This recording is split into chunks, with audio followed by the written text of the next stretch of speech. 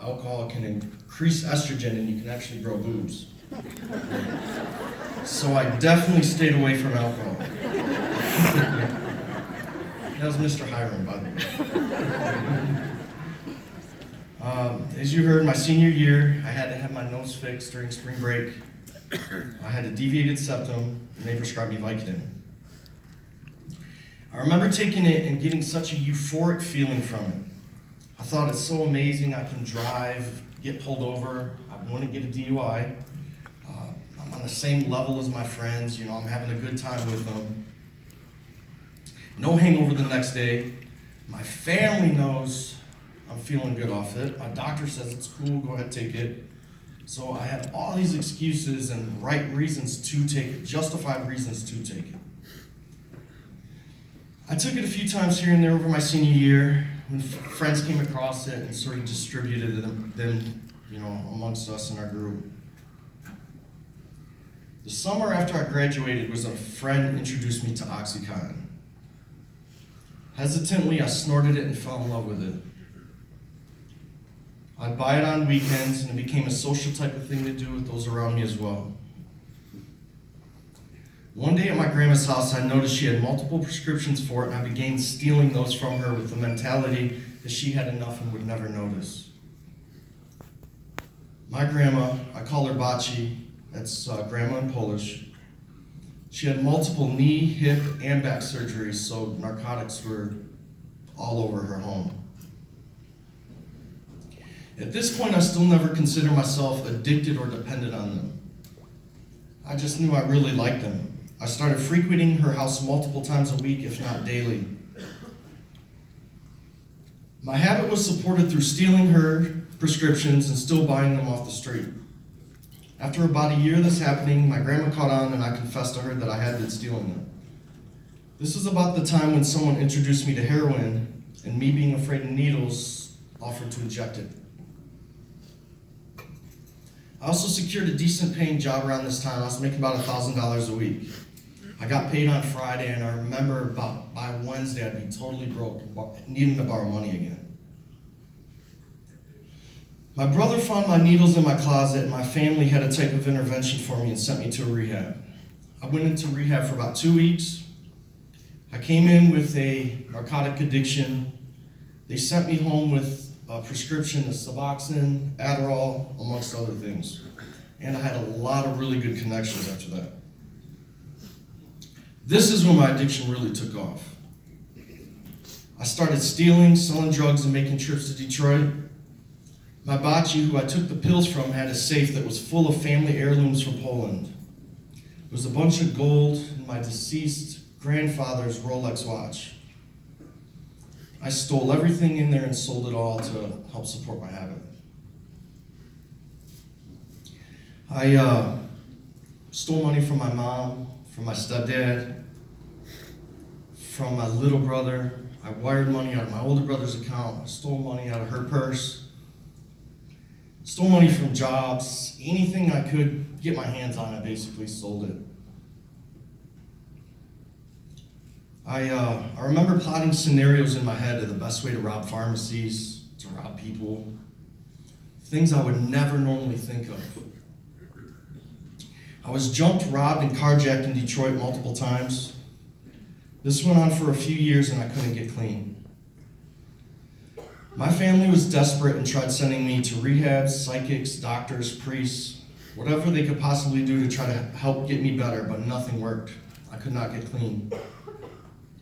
I remember thinking to myself how life would be without drugs, with being totally sober, and it seemed impossible. It was like me telling you today there's a way to live without food and water. It just seemed like there's no option. It cannot happen. I would wake up in the morning, my first thought was drugs. My last thought was drugs. I could not get the thought out of my head. And it literally feels like if I don't use today, I'm gonna die. I remember my mom would always ask me, Mikey, aren't you sick and tired of being sick and tired? And I remember saying to her, Mom, yes. If a doctor told me today I have some type of incurable disease, you have 7 days to live, I wouldn't shed a tear. I'm ready to go. I can't fight anymore. And I remember she told me, Let's go to a funeral home and make arrangements because you're killing yourself. Slavery is probably the best comparison I can think of when you think of this addiction. I have no more control of myself. I can't control my thinking and what I do, and it's miserable to live.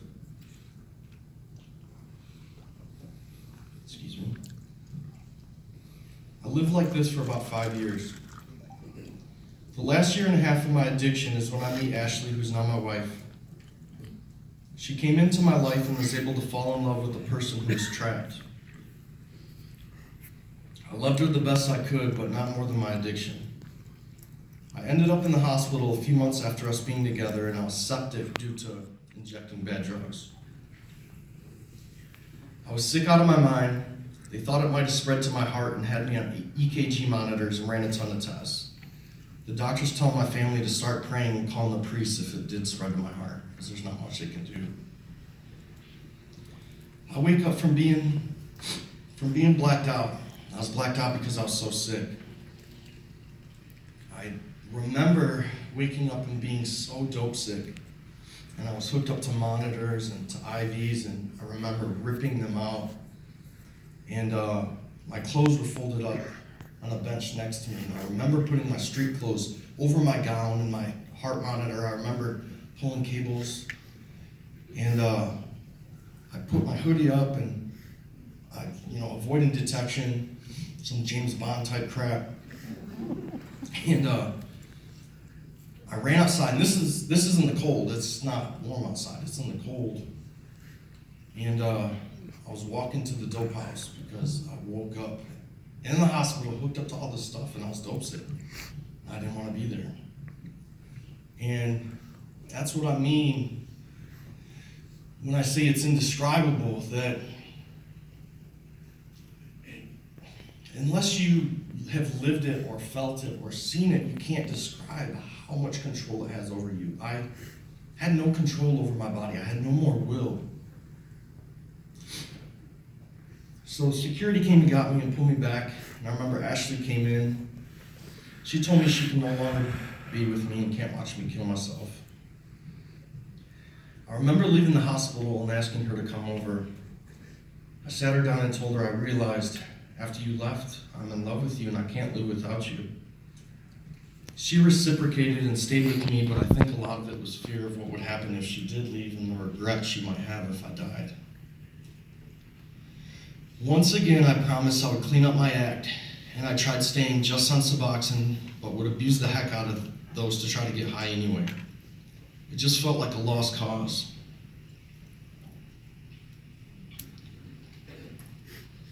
And there were times when I would pray. I'd pray so hard to get better, but it was the rabbit hole. I don't know if y'all have heard of the rabbit hole prayer, but it's when I'm dope sick, I'm the most faithful man on earth. I will pray my heart out. But on my way to meet a drug dealer, I would literally avoid praying because I didn't want God to get that drug dealer popped. I'm just being honest. And that's how God worked for me. It was always, he was my Santa Claus. This is my list. This is exactly what I want. If you don't give it to me, you don't love me, I don't believe in you, because I know what's best. But one day, I was outside, shoveling snow, and I was praying. I remember when I was shoveling snow, I remember asking God, is this it? I said, Lord, if you're there, I know you probably want nothing to do with me, but if you're there, if you can hear me, I can't fight anymore. I'm at the end. And I know this sounds crazy, but I heard a voice. And it was almost like that subconscious voice. Like if you go to touch, a hot plate, that something in you says, oh, don't touch it, it's hot. It was like that, but very clear. It wasn't like I'm up here, I am the God of all gods. It was nothing like that. It was just a really, really clear, conscious type voice, but I knew it was God. And I said, my son, your time's come and you will be saved. And I remember dropping the shovel and running inside, and I burst into the room where she was. And I said, "You're going to think I'm crazy, but God spoke to me. And my time's coming. I'm going to get better. This is going to get better." And, as a drug addict, you don't give up your sources or your connections or, the people you know and the scores of drugs. And right then and there, I told my family that I was still using, that I was still stealing pills from my grandma, that I told them everything. And the next couple of days, I was basically confined to the house. Since I admitted to my family I was still using, we were trying to find out exactly what to do next. And I kept seeing this commercial on TV and wrote the number down. My mom and stepdad, they came home later that day, with a piece of paper, and they said, "We keep seeing this commercial on TV and we wrote this number down for you." And sure enough, it was American Addiction Centers. I'll always remember it. The same exact number, same exact commercial they kept seeing. And when you're on TV, you see that stuff all the time. But for some reason, this commercial just stuck out. So I give them a call, and where I went to rehab before was basically just in a hospital. It was, I don't want to name any names, but it was just a hospital. I was doped up the whole time I was there. I was there for maybe 13, 14 days, and I came home just as dope sick. So we called this place, and at first they said, "There's nothing we can do for you. Your insurance is in network, it's not out of network. We can't do much for you." And man, that sucks. They ended up calling back a few hours later, and they said, "I'll tell you what, we found a place for you in Houston, Texas." I'm like, man, God, in Texas? Who's going to be my counselor? A cowboy? I only seen Wyatt Earp type movies on TV, so I had no idea what Texas was like. And she's like, "Okay, I'll go." For 30 days. Before I left, my little brother gave me his Bible and said, "This will help you, Mikey. I believe in you." I got to the treatment center with no hope left in me. The guy I was roomed up with, his nickname was Chucky Love. He lived in Lansing, and the only other gentleman in the house to have a Bible with him. And we ended up being roommates. And I got to the treatment center. I remember getting a sponsor whose name was Thomas. I never did any 12-step stuff before and was skeptical about it because I'd been to a meeting and thought it was garbage. I told him, "I don't want to waste your time, but there isn't any way I can get better and this isn't going to work." He said to me, "Well, have you ever tried it?" I said, "No." He said, "Well, how do you know it doesn't work then?" I started working on my 12-step and reading scripture. I grew up Catholic. I went to church on occasion. I knew of God. I knew Jesus was some dude who died on a cross. But the important thing was I knew of God. I didn't know God personally or intimately. When I previously read scripture, read the Bible, even the English version always just sounded like French. I had no idea what they were saying. But this time was different. It started making sense and was very, very interesting to me. I remember being outside of the rehab, reading and doing my step work. When I heard that voice, I heard while shoveling, the same voice I heard while shoveling, I heard that voice tell me I needed to pray. And so if you can envision it, I'm out back of a rehab, and for anybody who's never been to rehab, it's not, some fraternity party. It's a lot of those guys are court ordered and prison dudes, and it's can be a pretty rough crowd. So I'm out back, and earlier that day I read in Matthew chapter 6, verse 5 through 6. "And when you do pray, do not be like the hypocrites, for they love to pray standing in the synagogues and on the street corners to be seen by others. Truly, I say to you, they have received their reward.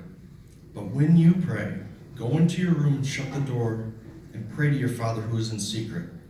And your Father who sees in secret will reward you."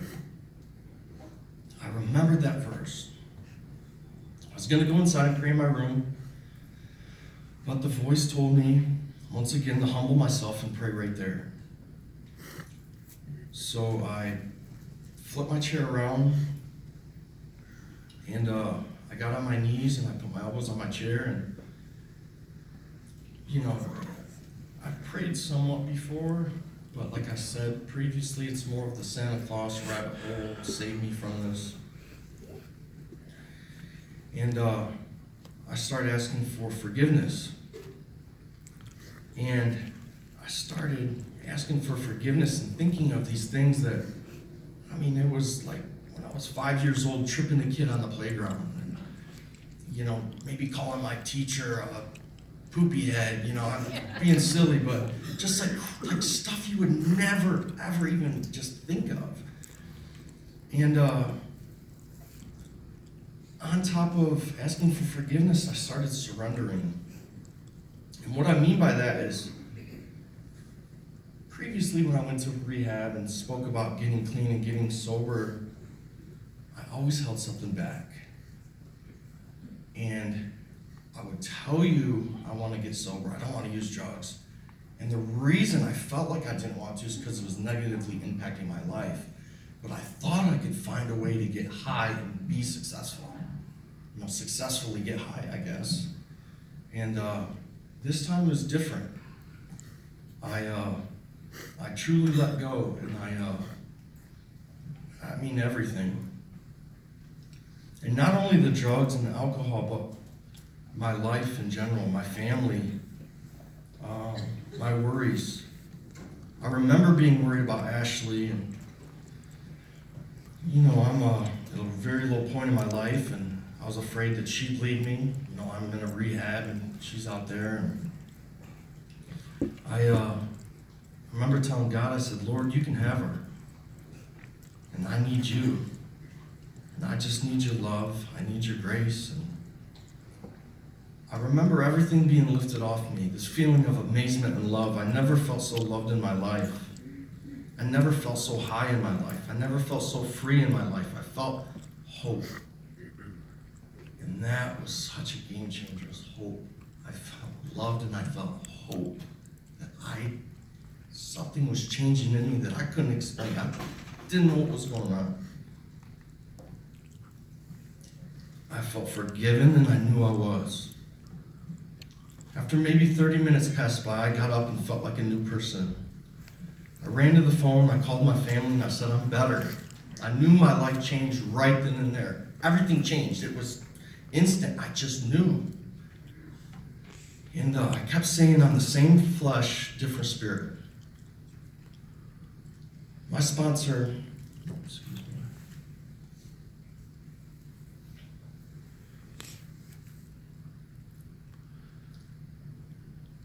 bear with me.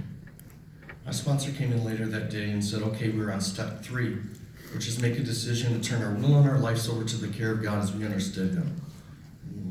That's exactly what I did that day. During my stay, I read just about every page in the Bible and read the 12th step AA book and completed all my steps while I was there for the 30 days. After that prayer, I never went through withdrawal. I stopped taking my Suboxone, I stopped taking my Seroquel, everything. And I never went through withdrawal. God was my drug at this point, and the center of my life. It was a missing puzzle piece I had always been searching for. I tried filling that void with drugs and so many other things, but this fit. The first year of my sobriety was life or death for me to serve others. I learned how important it is. It gets me outside myself. I can focus on helping others instead of dwelling on my own problems. I still would and still do get thoughts, but I learned that the first thought you cannot help. The first thought, whether you consider it temptation or just human nature, for example, might be, man, a drink would sound really good right now. I cannot control that thought. It's the second thought that's an action thought. So I have the option and can take action. Now I can feed into it. Man, that would sound really good. Just that one time, I can just have that one drink, no one will know. I can just take this one pill, no one will know. I can feed into it. Or what helps for me is I pray about it and ask God to just remove it from me. And my action is taking action against that thought. So that first thought is natural. That'll never leave. I still get nightmares. I still get bad dreams here and there. The other day, 2 nights ago, I woke up screaming because I thought I relapsed. In my dream, I used in my dream. And I think it's been a lot of pressure for me coming here, and with everything going on, I just felt a lot of stress and a lot of pressure, and, I felt like Satan's trying to attack me from doing something good.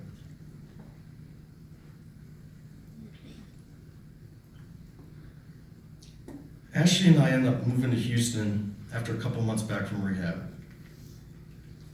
I felt God calling me there, and I knew it'd be better to have that support group around me and a fresh start. So after convincing her that her hair wouldn't be so terrible there, the first time I asked her, she said, "There is no way, you have no idea what my hair will look like." We had $500, a car that AC gave out, like right when we got there. Whatever clothes and boxes we could fit in the back of the car. We drove there to stay with my sponsor for a few months until I got some money saved up. I started working my butt off doing sales for a roofing and construction company, officiating football, working out again, found a great church and went back to the rehab almost every day to sponsor other guys that were going through there. Within a couple of months of working at this company, I was one of the top salesmen and ended up getting offered a job by another company, in which I did end up taking, and I received a truck along with it. We bought our first car together and got our own place. After about a year in Houston, a big hailstorm hit in San Antonio, so we went there as a company was headed there for work. We were busy with a lot of work in San Antonio and decided to move there. After a few months in San Antonio and much prayer, we decided to open our own company. We owe so much to God in our life, we wanted to dedicate our values and our name to Him. Since it is a roofing and construction company, the first construction ever recorded was in Genesis 1 when God created the heavens and earth. So we shortened it up to Gen 1 Roofing and Construction. On March 10th, 2015 is when I gave my life to Christ and everything changed. I thought going through this that God turned His back on me, that I dug a hole so deep, I was so embarrassing and shameful that He wouldn't want anything to do with me. But on that day, I realized it was I that turned my back on Him. Someone once told me the teacher is always quiet during the test, and the first part of your testimony is your test. You may not believe in God or might not want to believe. I have felt these things before and have been at the verge of taking my own life if the addiction didn't get to me first. But I can tell you that I've also felt the love of God once you open your heart up. Just like how we want our children to love us is what He wants from us. I was always embarrassed by being an addict until I realized God had me go through what I went through to glorify Him and to be able to help others. Whether you are here today for yourself or for the support of others, I thank you for being here. We are all in recovery of something, whether it be drugs, sex, gluttony, pornography, vanity, etc. But it does take courage to seek help. What we have wrong with our culture is that it's a type of failure to ask for help. We have that stigma that it shows weakness, but I believe that's completely wrong. I believe those who created that concept were selfish people who didn't want others asking them for help. We are not meant to be lonely. It's okay to go through hard times and to not be okay. Admitting that you need help is strength and courage. Why? Because it is fear that holds us back from asking for it. We fear we will be judged. We fear no one will understand. We fear we will be viewed as weak. We fear we are not enough. You overcome that fear by seeking help. You overcome by making yourself better. My mom told me a story growing up about the lady in the flood. She was a great, faithful, God-fearing woman, and a great flood was coming. Her neighbors came and knocked on their door and said, "Ma'am, you need to come with us. A great flood's coming, you're gonna die." She said, "I'm okay, God's got me." So the flood rises higher. She goes up to the second floor and says, "Ma'am, the flood's coming, you need to come with us." She said, "I'm good, God's got me." So the flood continues and she goes up onto the roof. A helicopter comes. They said, "Ma'am, you're gonna die, you need to come with us." She said, "I'm good, God's got me." The lady ended up dying. She went to heaven and said, "Lord, I love you. I was faithful. Why didn't you save me?" She said, "My sweet child, I sent 3 different people to save you. I sent your neighbor, I sent a boat, and I sent a helicopter." So take that help that is around you. What you might not see as your ideal help, just remember God has much greater plans. And I want to thank you for everybody being here. And could we please have a moment of silence for my friend Chris Reisner?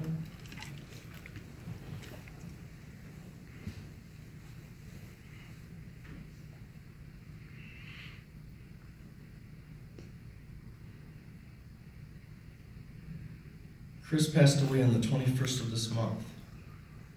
Chris was in a battle with not only this disease, but against the opioid epidemic.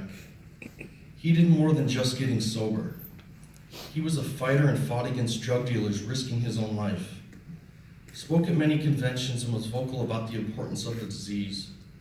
He will be dearly missed as he was such a beautiful soul.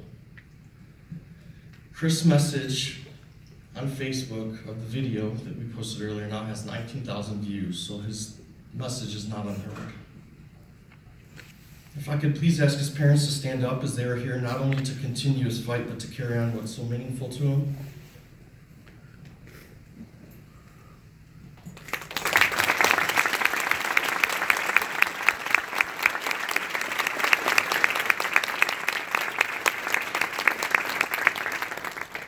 As Chris was a child of God, I hope he's watching John with joy and approval today, and I hope I could have made him proud. I was supposed to see him as I came into town and we were going to meet up. But as we joked, I'm sure he'd be telling me, "You did good, but not as good as me." Thank you, everybody.